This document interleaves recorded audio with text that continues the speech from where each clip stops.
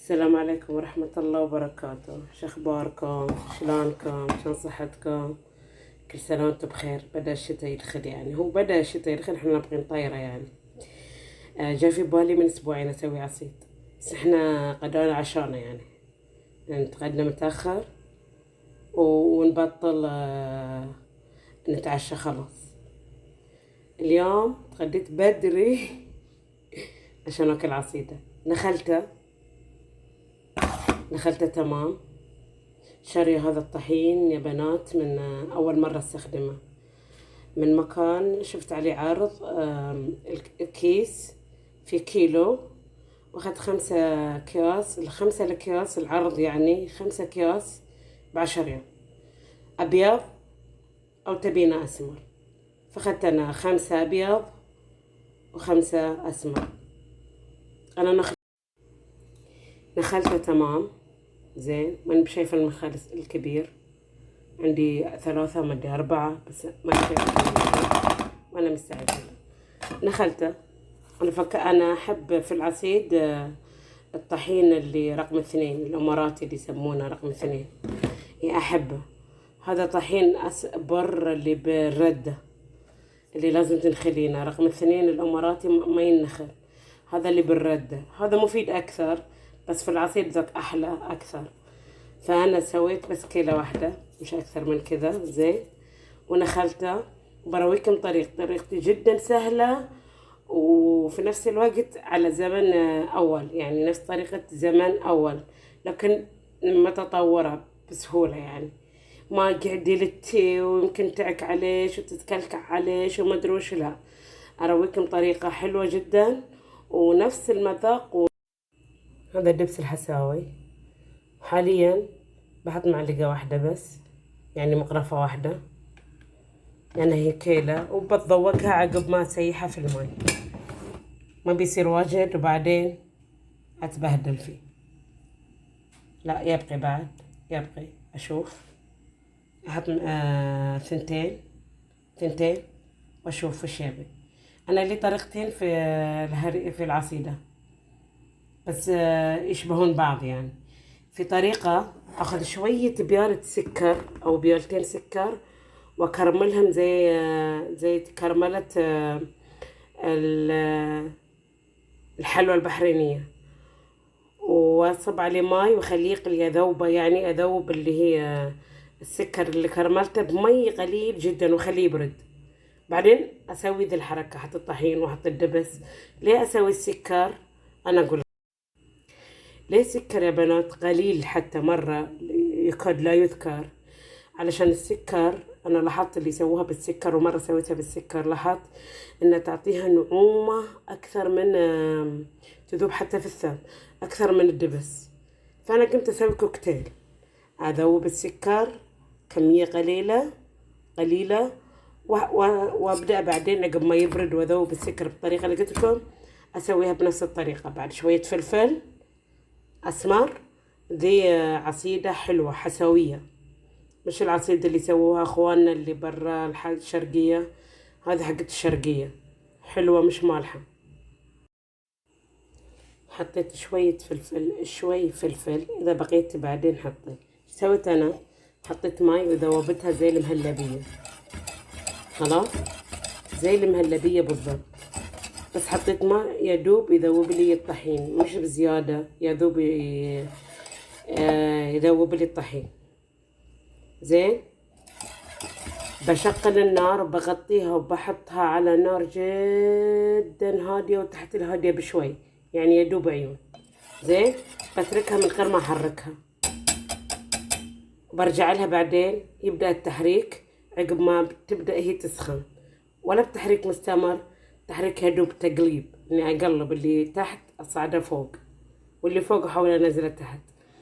في هالاثناء لازم يكون عندنا ماي ساخن مقلي في القلاية الكهربائية زين. وكل ما زادت اسوي الماء على 3، عشان الكمية قليلة اللي عندي بحطها على العين الصغيرة وعلى النار اللي انتوا شفتوها هادية، وبتركها مدة 10 دقايق كذا، 5 دقايق أو 7 دقايق 10 دقايق، واجي اقلبها بغطيها طبعا، بشوف الغطا حقه وبغطيها. انا ضقت الدبس عدل لحد الحين، هو عدل. بذوقه مرة ثانية وبعدين بشوف. يعني الحين حطينا ماي والدبس، كيلة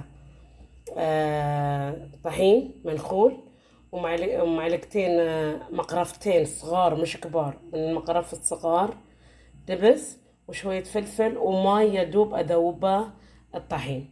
طبعا ما له مقدار الماء، لأن من طحين إلى طحين يختلف. إذا الطحين جديد ما يشرب ماء واجد، إذا قديم يشرب ماء واجد. فأنتي نسويها زي المهلبية، زي الكسر كذا، زي المهلبية. بدأت تستوي كذا، شفتوا الجوانب شلون صارت؟ أبدأ أقلبها، ولا راح تلزق، لا تخافين عليها، ما راح تلزق. أبدأ أقلبها لما يختفي السوائل ذا ويصير كلها لون واحد.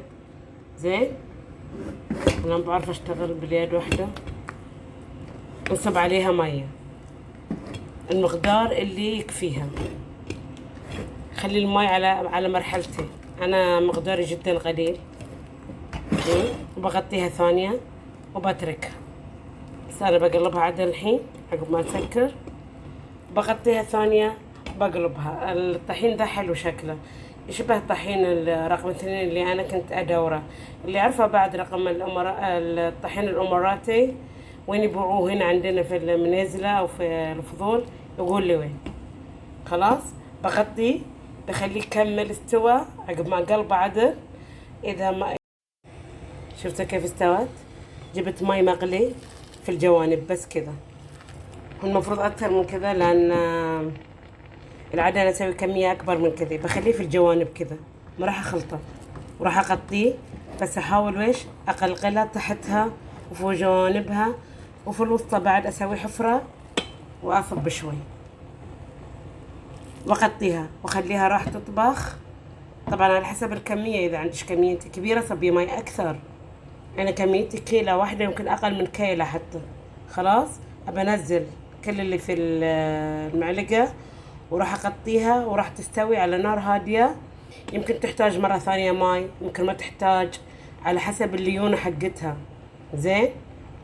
يعني العادة أنا أسويها على 3 مرات، بس شكلها خلاص صارت لينة، يعني الطحين جديد ما هو قديم، ما يبقي ماي واجد. خلاص بذوب الزبدة. طبعا بذوب الزبدة، بسيح الزبدة، يعني بحول الزبدة من زبدة إلى سمن بهالطريقة هذه. طبعا في طرق ثانية غير كذا، وفيها يعني فيها شوية من الصعوبة، بس جدا سهلة. احنا وش بنسوي عشان نحول الزبدة إلى سمن؟ بنتخلص من الحليب اللي في الزبدة. شفتوا هذا الأبيض؟ هذا حليب، راح نكرمل الحليب نتخلص منه، يتبخر، واللي بقى الحثاث الحليب راح يتكرمل يصير ذهبي، هو اللي يعطي الطعم. وتحويل الزبدة إلى سمنة يخلي اللي نسميه احنا دهنة تعمر أكثر برا الثلاجة، ولها طعم أحلى، لأن تخلصنا من الحليب. ناس يحطوا تمرتين وياها. زين. والسمنة لها أشياء كثيرة، من ضمنها وأبسط سمنة يسووها الشرقية. أسهل وأبسط سمنة يسووها الشرقية. خلاص. وأنا مرة بحاول أسوي السمنة اللي يسووها الجنوب والشمال والبدوان، بيسموها سمن بلدي. زين. هذه سمنة سريعة ولذيذة في نفس الوقت. يعني لما توصل لوقت السمنة، لما تتبخر الحليب اللي فيها ويوصل التكرمل، راح ارويكم اياها. بدأت تغلي، المفروض اقصر عليه عشان ما تفوض، وبدأ يطلع اللون شوي ذهبي. والضقت العصيدة تبي شوية حلا، فحطيت نص، اللهم صل على محمد، حطيت نص معلقة اللي احنا مستخدمينها المغرفة. انا الحين رفعتها على النار عشان تهدى، بس لأنها بتفوض علي وطلع اللون ذهبي. تبي تخليها على النار شوي لحد ما يصير دار مدارة، او نش تطفين عنها بهالطريقة وتخليها على الشمعة اللي انت طفيتي عنها، على الجهة اللي انت اشتغلتي فيها، تكون حامية. تخليها عليها. زين، راح هي تستوي من الحرارة. أول إنش تخليها تشوفين طالع كمية كبيرة، يعني مش كمية كبيرة، در مدارها كذا، وتشيليها على جنب، ما تخليها على العين اللي كنت تشتغلي عليها. الحين طفيت عنها أنا. زين، راح تتحول من الحرارة إلى الشيء اللي احنا نبيه، إلى السمنة بالحرارة بس. خلاص، هذه طريقة. والطريقة الثانية لا، انش تخليها كلها يصير زي نفس اللون ذا ويغمق أكثر، وتشيليها بعدين على جنب في مكان باردة يعني. والعصيدة شوي وبقلبها وتجهز. خلاص ما راح تحتاج بقلبها، ودام طلعت هالصوت اللي زي طق طق زي العلك كذا معناتها استوت. شوفوا لا لزقت، هي العادة تلزق حتى في جدار القدر. تبي تلتيها لتيها، ما تبي تلتيها هذا هي ملتوته. خلاص بغطيها بعد شوي وبخليها هي، كل ما طولت على النار كل ما اعطت نتيجة وطعم احلى. خلاص استوت يا بنات. بنكبها، لتيتها على خفيف وهي على النار بالمعلقة الخشبية لانها بس مقدارها صغير. زين، بس اذا مقدارها كبير لازم تلتيها بالمضرب الهريس. خلاص ضبطها وراويكم. تثبيت يا بنات كيف اوزعها، اصب عليها دهنه، اوزعها بالملاس. جيبي زينب معلقه لدائريه الشكل الصغيره ذيك، ونسوي تجويف فيها هنا حق الدهن. خلاص صار لذاذة ناعمة درجة أولى، لذيذة درجة أولى، واللي بحاليا واجد المفروض تتاكل في الشتاء، بس احنا مستعجلين على الشتاء. نسوي فيها تجويف وارويكم اياها. نغطي الدهنة، المعلقة في الدهنة، ونسوي التجويف بهالطريقة. لازم تكون مخطوطة في الدهنة. تكبري التجويف براحتك. ناس يسووا بفنجان، يغطوا الفنجان في الدهنة، بس أنا الدهنة حارة ما أقدر أغطي الفنجان فيها، ويجوفونه يطلع مرتب واجد. زين، ونصب دهنة، وتحطي فلفل على الوش، أو تحطي الفلفل الأسمر على جنب في معون على جنب، واللي يبي ياكل فيها. يلا علينا وعليكم بألف عافية. سوينا يا بنات، شغلنا التكييف وعلينا عليه عشان نحس بطعم الشتاء، وقعدنا على الأرض على السيراميك عشان البرودة تضرب عاد. شوف ايش قد طرية، بيرويكم ايش قد طرية حلوة. ما هي بسايلة ولا هي جامدة تظل تعلكي فيها. أنا أحبها كذا، ما أحبها جامدة أبدا، ولا أحبها سايحة زي الحريرة. زين، ومرة ثانية إن شاء الله نسويها بطريقة تمر إن شاء الله بإذن الله.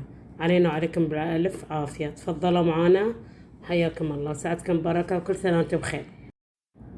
الطحين هذا يا بنات اللي قلت لكم عليه عرض جدا روعة، يشبه الطحين يعني ما بي خلاص. طحين الإماراتي ما بي، يشبه الطحين الإماراتي رقم 2، وقليل النخالة فيه، وناعم زي الحرير، جدا لذيذ. إن شاء الله أصورها لكم إن شاء الله بإذن الله. إذا ما صورتها ذكروني فيه.